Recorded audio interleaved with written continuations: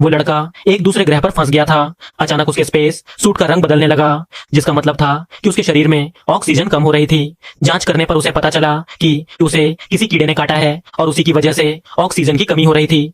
दूर से उसके पिता ने देखा तो समझ गए कि ये एक जहरीला कीड़ा है। उन्होंने तुरंत लड़के से कहा कि फौरन एंटी वेनम इंजेक्शन लगाओ। लड़का इंजेक्शन लेना चाहता था, लेकिन उसका शरीर धीरे धीरे कमजोर होता जा रहा था। किसी तरह उसने खुद को एक डोज दे दी, लेकिन वो काफी नहीं था। जैसे ही वो दूसरा इंजेक्शन लेने जा रहा था, वो बेहोश होकर जमीन पर गिर पड़ा। लेकिन गिरते ही इंजेक्शन गलती से उसके शरीर में लग गया। कुछ देर बाद लड़के को होश आया और वो उस रास्ते की ओर चल पड़ा जिसके बारे में उसके पापा ने बताया था। लेकिन जब वो एक खाई के किनारे पहुंचा तो उसने बिना सोचे नीचे छलांग लगा दी, क्योंकि उतरने या रास्ता घुमाकर जाने में बहुत देर लगती और उनके पास समय नहीं था। अपना बेटा खतरे में देखकर पिता को चिंता होने लगी। अचानक उन्होंने देखा कि एक बड़ा खतरा उसकी ओर बढ़ रहा है। उन्होंने तुरंत चेतावनी दी, लेकिन ये खतरा उनकी सोच से भी बड़ा था। एक विशाल मादा ईगल जो अब पूरी तरह से लड़के को अपना शिकार बनाने पर उतारू थी। घायल पिता सिर्फ बेबस होकर देख सकता था कि उसका बेटा अपनी जान बचाने की कोशिश कर रहा है। लड़के ने अपनी चतुराई से किसी तरह बाज को चकमा दे दिया, लेकिन आसमान की रानी को मात देना इतना आसान नहीं था। अब तो लड़के का लोकेशन सिग्नल भी गायब हो चुका था।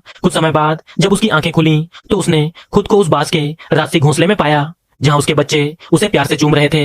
लड़का तुरंत वहां से निकलना चाहता था, लेकिन तभी उसे पता चला कि फिर दुश्मन इलाके के शेरों ने बाज के राज्य पर हमला कर दिया है। ये शेर बाज के बच्चों को मारना चाहते थे, जबकि आमतौर पर वही बाज उन्हें शिकार करती थी। इस जंगली युद्ध के बीच लड़का बिना वजह फंस गया था। उसने एक हथियार उठाया और बच्चों को बचाने की कोशिश करने लगा। एक गुस्सैल शेर उस पर झपटा, लेकिन लड़के ने उसे सीधे नीचे फेंक दिया।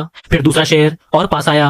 वो कूदने ही वाला था कि मादा बाज ने उसे पीछे से पकड़ लिया और जमीन पर पटक दिया। इस खूनी लड़ाई में कई बेकसूर जानें चली गईं, जिससे मादा बाज बहुत दुखी हो गई। लड़के ने भागने का मौका देखा और निकलने ही वाला था, तभी उसे पता चला कि उसके हाथ से ट्रांसमीटर गायब हो चुका था और अब उसके पास सिर्फ एक ऑक्सीजन किट बची थी। उसने वो किट इस्तेमाल की, लेकिन अब उससे पहले कि उसका असर खत्म हो, उसे अपनी टूटी हुई स्पेसशिप के मलबे तक पहुंचना था ताकि नई किट मिल सके। लेकिन धीरे धीरे सूरज की रोशनी कम होने लगी और तापमान गिरने लगा।